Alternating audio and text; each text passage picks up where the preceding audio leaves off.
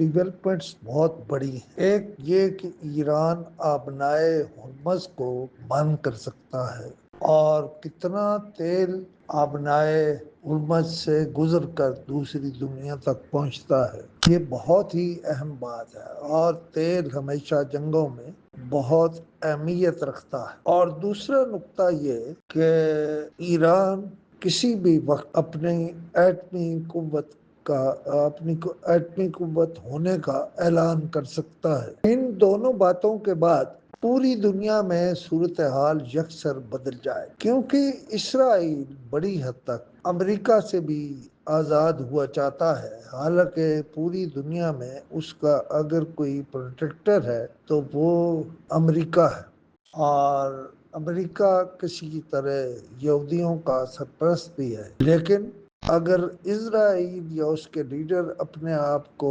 یہودیوں کا نمائندہ یا لیڈر سمجھتے ہیں، تو ایران سپریم لیڈر جو ہے وہ ایک بچے سے یہ کہہ چکے ہیں، میرا خاتمہ شہادت پر ہو۔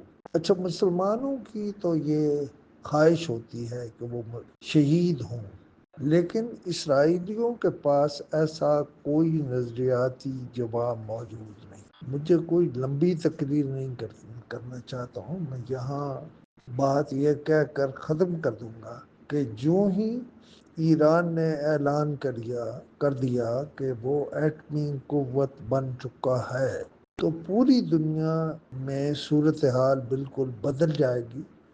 اور دوسرا، پوری دنیا خلیج فارس کی جو آبنائے ہرمز ہے اس سے 17 ملین بیرل روزانہ تیل گزرتا ہے، اور ایران نے جب اس کو بند کیا تو پوری دنیا چیخ اٹھے گی۔